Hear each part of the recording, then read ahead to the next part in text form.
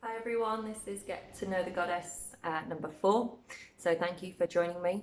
If this is your first viewing, then I'm working through guiding you through the Divine Feminine energies. I have the Divine Feminine Oracle card by Megan Watterson that I'm using, but I'm also using my intuitive tarot cards to connect with how to bring these energies in to you, to be relevant to you today, the day that you're choosing to watch this video. So I will read from the book in a moment, but first I'm just going to talk you through the tarot cards which I've pulled and what I feel like they're calling me to explain to you in terms of the goddess that we're getting to know. So number 4, it's the White Buffalo Calf Woman. Again, another goddess that I have no resonance or experience with personally yet, or until now.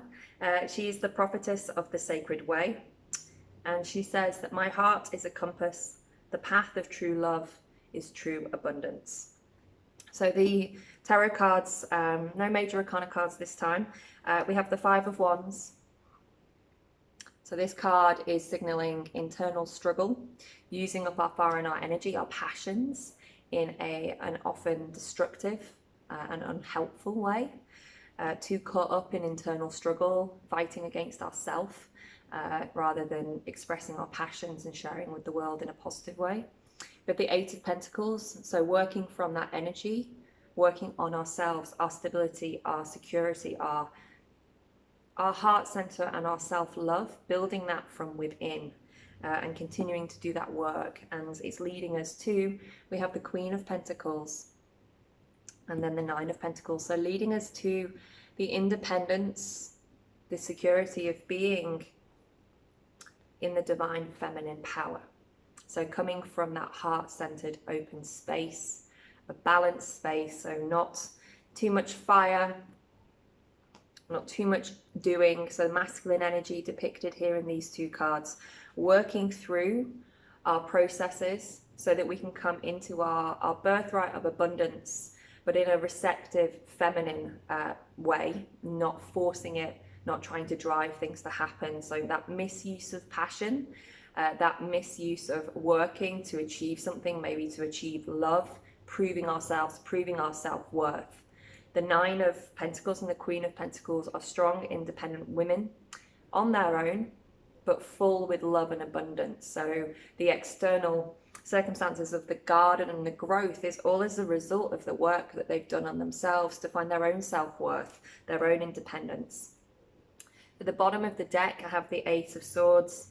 And for me, this is depicting the repression of the feminine energies of unconditional love, of vulnerability, of unconditional love, and of self-worth, and of truly seeing yourself as the divine being that you are, the goddess that you are.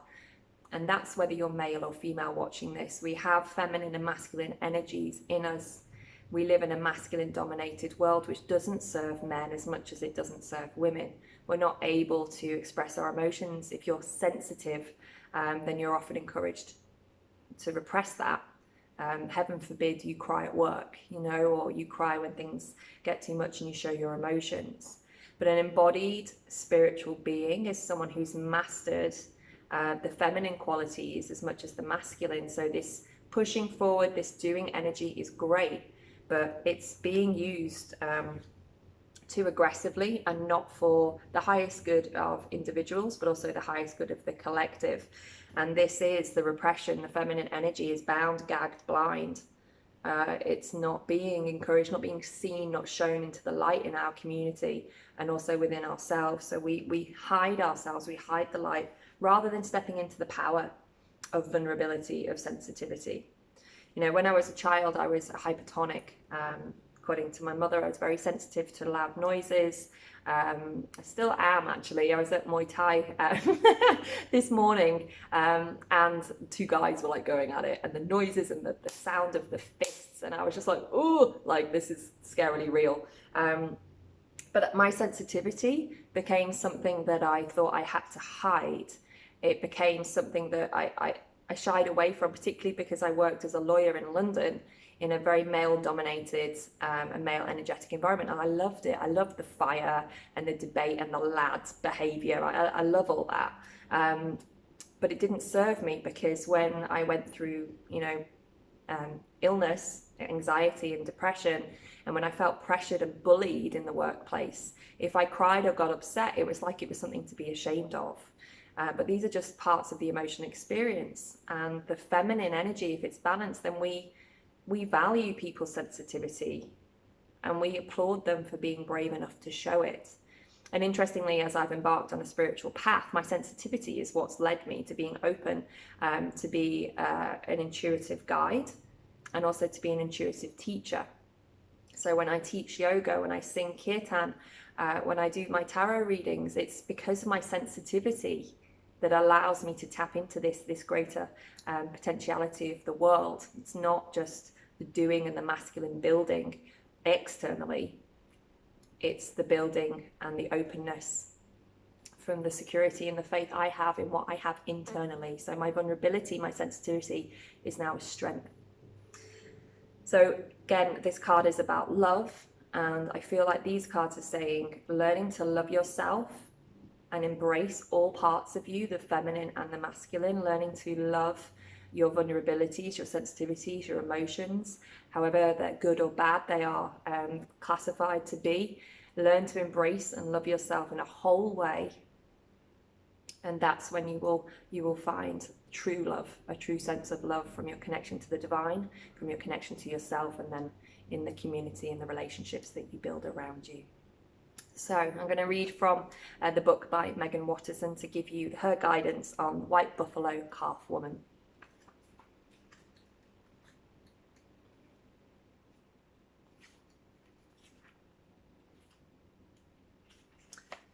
Okay, so she represents the sacred vision that gives us hope that all will be provided for us. A Lakota legend says that two young scouts went in search of food during a famine. They saw a stunningly beautiful woman appear before them in a radiant white light. The first scout approached her with unholy intentions, and the second scout watched as the first man turned to bones the instant he tried to touch her. She was clearly Lila Wacken, very holy. Thankfully, he knew this. She asked him to approach her because she could see into his heart and knew his intentions were good. She told him to prepare for her arrival in the village. He went back and gathered everyone together. She appeared before them and taught them the 7 sacred rites of the Lakota people, including the sacred pipe ceremony that binds men and women together in a circle of love and mutual respect. When we select this card, White Buffalo Calf Woman is a sacred reminder that we don't have to struggle to receive all that we've desired. When we join our heart's longing with action, we find that there's a sacred way to move through the world.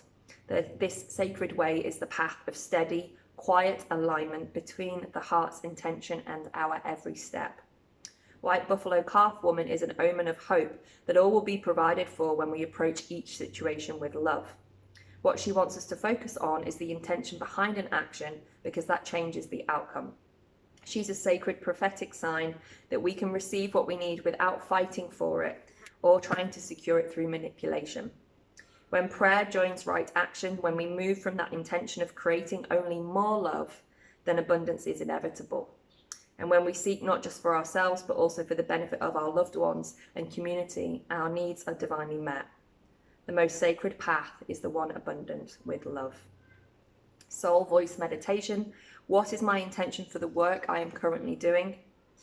And the intention, my heart is a compass. The path of love is true abundance. So this struggle, this action for action's sake, this fire, this drive, who are you working for? What is pushing you and driving your actions in the world? Is it from a place of love, of self-worth, of connection? Or are you trying to prove something to someone else? Or are you just doing what's expected of you? The demands of society, the masculine energy, just ploughing on and battling, even if it's not coming from the heart. And the work to be done, the stability to build, it starts internally, and then the abundance will start to be reflected in the external world. But as I've said before, the spiritual path is an internal path. And it's only when we've built up that connection to ourselves, that connection to that divine that comes through us all, and balance the masculine and the feminine energies, that we can find true self-acceptance and true self-love. And then we become abundant. The Queen of Pentacles, the Nine of Pentacles are abundant women receiving all that they deserve.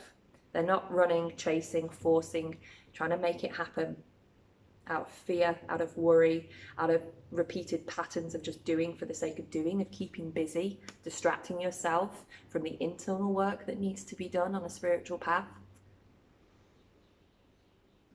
And it's releasing these patterns, the old ways of doing things, releasing yourself from being blind to the truth that you are a spiritual being having a human experience, and the external world reflects the internal. So if you're feeling disconnected, if you're feeling hindered, bound, unable to move forwards, and you're just using up all your energy and fire and adrenaline at just fighting fires and not making progress, then look at your intentions for your motivations. Stop, slow down, go into a heart space, receive your guidance from your higher self, from your divine sources, from your divine self. Know that you're worthy, know that you deserve love, and then start acting from a heart space. And that will reap more rewards than this internal wrangling and fighting against the natural order of things. So that's my reading for goddess number 4, the White Buffalo Calf Woman. If you enjoy these readings, please do like and subscribe, and you'll get notifications for when the next video is up. Thank you for joining me, and I'll see you soon.